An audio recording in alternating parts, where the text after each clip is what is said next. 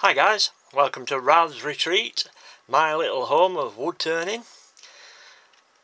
We're in the workshop today. Now yesterday I made a little video regarding this tool which my brother had found on a car boot sale over here in the UK. It's an old, and I mean old, carbon steel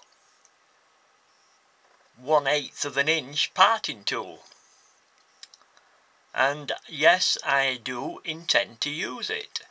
They're quite handy for having round the shack, just in case your main eighth of a part of it. I'll start again. They're handy to have in the shack, just in case your main parting tool, you know, your 1/8 of an inch parting tool, dulls, but you still need to part that wood off or whatever. So you can grab a tool like this. Alright, the edge isn't going to last as long, but you know, it'll finish that cut for you. So don't write them off. They do have a use. They will come in handy. Anyway, I was looking at that and it jogged my memory.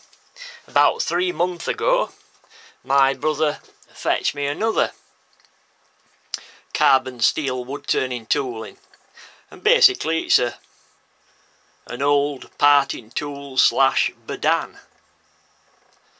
I've cleaned it up a little bit because it was coated in heavy rust. It's come up quite well. The handle was absolutely rotten and, you know, falling to bits, so I knocked that off. I'm going to make a nice new handle for it and sharpen it up. I'm actually going to grind it with the end at an angle that matches the handle that's in my one-way dovetail jaws. And basically I'm going to use this tool just for that. I'm going to use it for putting the dovetail spigots on my work. Now, okay, it won't hold an edge for very long compared to the modern high-speed steels, but it doesn't need to. I'm only going to use it once or twice per project, you might say, so it doesn't really matter. And at the end of the day, when I'm packing up, I can just get a diamond hone or a ceramic hone, a couple of strokes with one of those, and it's back sharp again. So you know, it's the ideal situation for a carbon tool. It'll be sharp because, as we know, carbon steel, high carbon steel, will actually, you can actually put a better edge on it than high speed steel, a sharper edge. It's just that it won't hold that edge for as long. But you know, if you're only using it once or twice per bowl or whatever per project, then it doesn't really matter that it won't hold an edge for very long, because it isn't getting used for very long. But it's the ideal, you know, the ideal use for it. And I'm then using, you know, I'm reusing a tool. You know, how many years has this thing seen?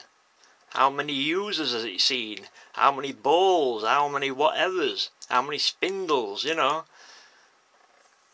I always look at things like that. I like to look back and think, oh, you know, I wonder who were using that, you know, 40, 50 years ago or whatever.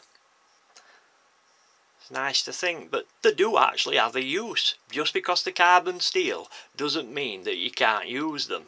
You can. It's just that they don't hold an edge as long as the modern steels, but they still will work. Just use them for doing things that you don't use as often, if that makes sense. Like I wouldn't use a carbon steel bowl gouge or a carbon steel roughing gouge because I use them a lot and it would be constantly dulling. Whereas this, I'm only going to use it once or twice per project, so you know, it'll last plenty long enough for that.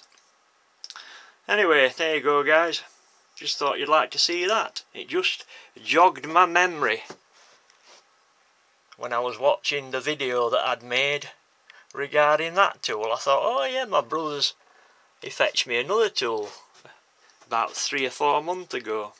So there it is, an old bidan, an old carbon steel bidan, or parting tool. Looks more like a bidan.